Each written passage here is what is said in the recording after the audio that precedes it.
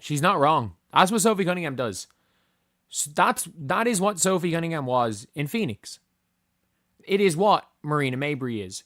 It is what, to an extent, Alyssa Thomas is. And you better believe, like, there are players in the Fever team that are soft. And I'll say this, where it's like, it's very rare in sports that the guard is the enforcer. Everyone's like, oh, Caitlin needs to stand up for herself. And I'm like, one, she does, but two, following the controversial Connecticut Sun incident, Sophie Cunningham addressed the media during practice sessions. Her comments revealed insights into team dynamics and player protection strategies within professional basketball. During the interview, Cunningham emphasized her focus on basketball fundamentals rather than external distractions. She stated her concentration remained on shooting accuracy and proper execution of team strategies, dismissing peripheral activities as secondary concerns. Even in my Minnesota days, man, I've always taken a loyalty to all the players that's on the team. And yeah, man, it helps confidence, it helps continuity, and then too, for that to be your best player, you gotta protect the best player.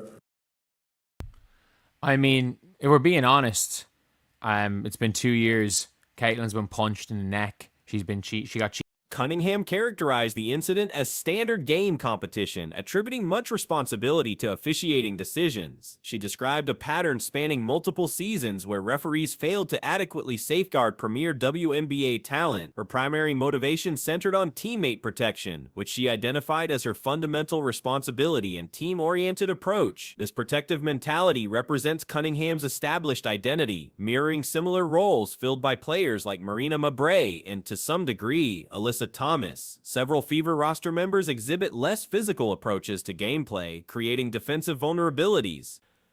She's a small guard. No small guard likes physicality. No small guard hunts for physicality. And I understand she's a big guard and stuff, but no finesse guard likes physicality. Like, what are we talking about? Like, no, if someone tries to fight Steph, Draymond steps in. If somebody tried to fight Jordan, it was Charles Oakley or it was Dennis Rodman that stepped in.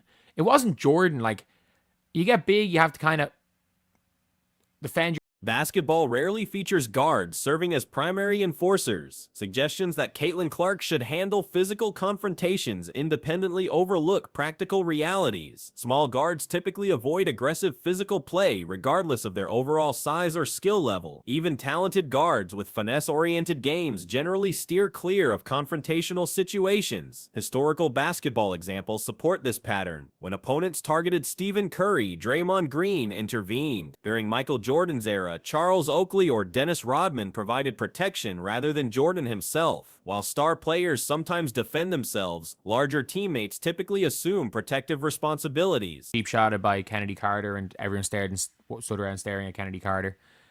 We've seen a lot of things. We've seen a lot of situations, and at least Lexi got in JC Sheldon's face. But I'm going to be honest. I was the only player I was a bit disappointed in was, at the same time, the logic of, we don't want to get teed up. But at the same time, I wish Sophie Cunningham was on the floor or Dwana Bonner was on the floor and they would have just taken the ejection at that time.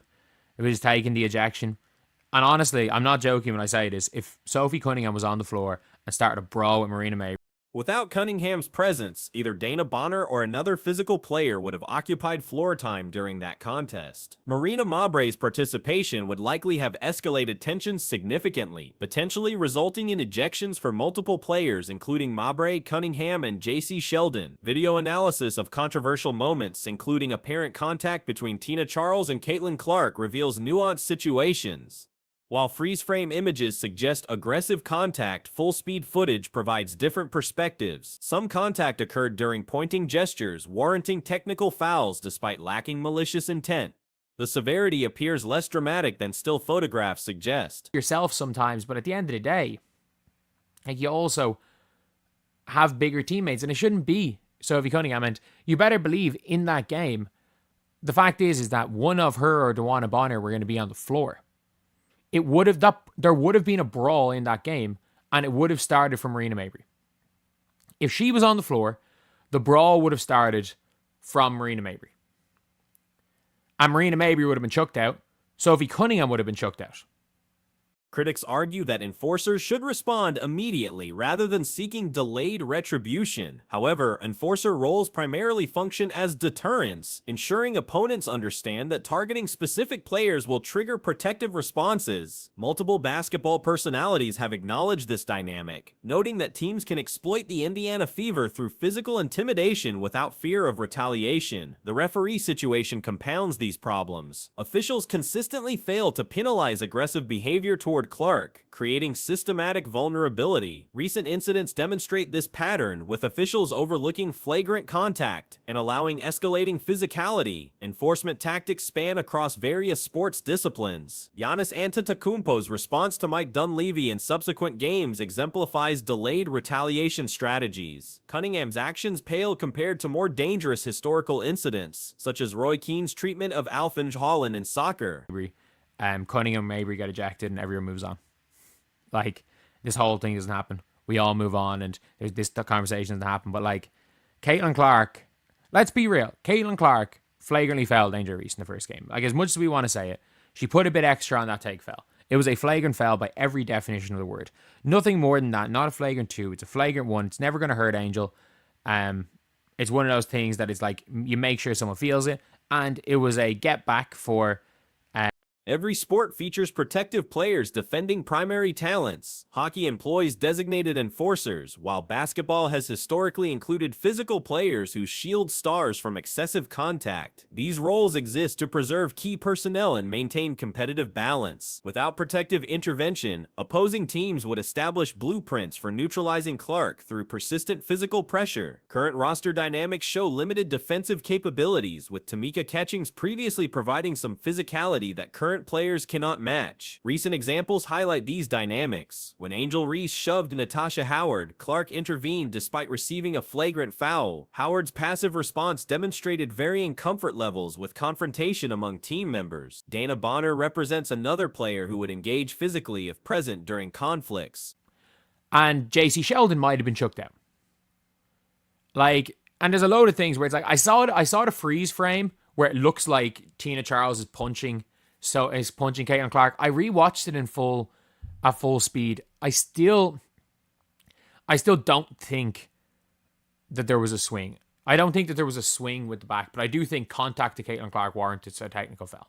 I do think even when she was doing that, she was hitting Caitlin Clark while she was pointing at her. So I think there was contact there. Aaliyah Boston's reluctance might stem from technical foul concerns following previous interventions. Lexi Hull showed some engagement with Sheldon, but overall team responses remain insufficient for consistent protection. Team composition necessitates enforcers in leagues where officials permit excessive physicality. While ideal basketball would eliminate such roles, referee inconsistency creates practical requirements for protective players. Games regularly escalate beyond control when officials fail to maintain appropriate standards. Referee patterns typically begin with strict early game enforcement before relaxing standards mid-contest. This inconsistency allows dangerous escalation as officials attempt to balance foul frequency with game flow. Inexperienced officiating compounds these problems, creating situations where player safety becomes compromised. Natasha Howard getting shoved by Angel Reese right before that.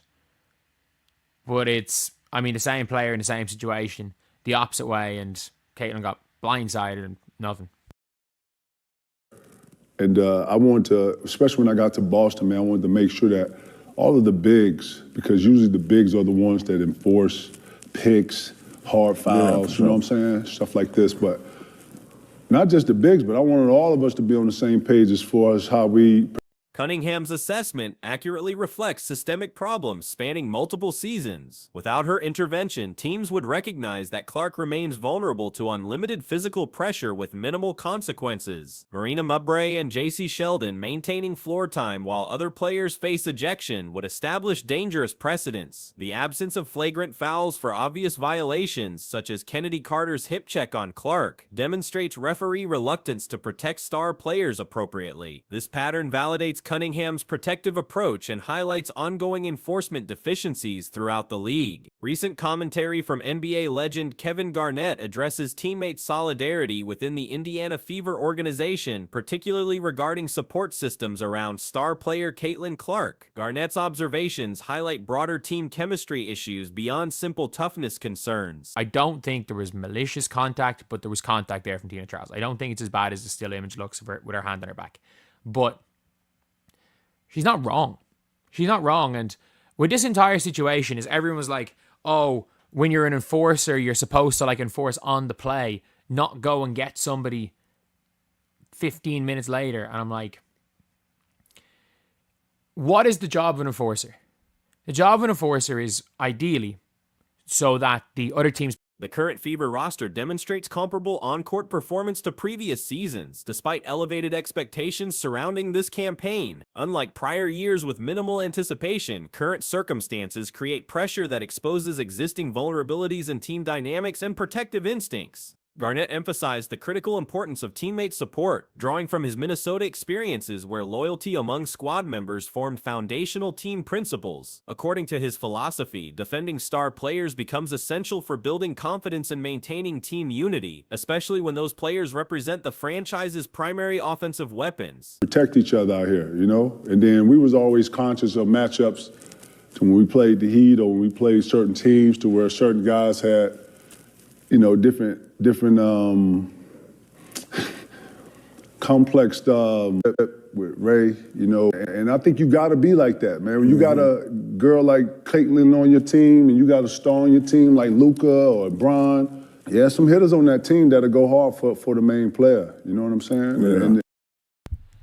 Analysis reveals a troubling pattern spanning multiple seasons where Clark faces aggressive contact without adequate teammate intervention. Incidents include neck strikes, cheap shots from Kennedy Carter, and various confrontational situations where teammates remain passive observers. While Lexi Hull demonstrated some engagement with J.C. Sheldon, overall responses appear insufficient for establishing protective precedents. The absence of enforcers like Sophie Cunningham or Dewana Bonner during critical moments creates systemic vulnerabilities. Their presence might have triggered immediate confrontations, potentially preventing subsequent escalations through decisive early intervention. Historical precedent suggests that controlled conflicts often resolve tensions more effectively than prolonged simmering disputes. Clark's own physical responses, including a flagrant foul against Angel Reese, demonstrate her willingness to engage when circumstances warrant retaliation. That particular incident served as payback for Natasha Howard's earlier treatment, showing calculated responses rather than random aggression. However, when Clark faces similar treatment, teammate responses remain notably absent. Players know you cannot mess with this player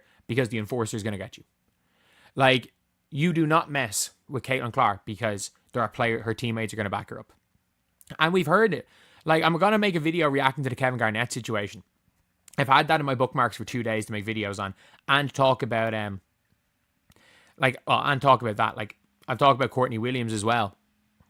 Saying it as well, like, everybody knows that you can punk the Indiana Fever. Everybody knows that. Garnett's Boston experiences illustrate proper protective protocols, where big men traditionally handled enforcement duties while entire squads coordinated defensive strategies. Team awareness of opponent tendencies and individual conflicts allowed for strategic responses during heated matchups, particularly against rivals like Miami. Elite teams consistently feature players willing to defend stars aggressively. LeBron James benefited from enforcers throughout his championship runs, including Udonis Haslem in Miami, physical presences in Cleveland, and veteran toughness in Los Angeles. These rosters combine talent with intimidation factors that discouraged opponents from targeting primary scorers. And let's be real, like, it's not like LeBron, when he was in Miami, it's not like that Miami team were soft. You had UD, you had Udonis Haslem.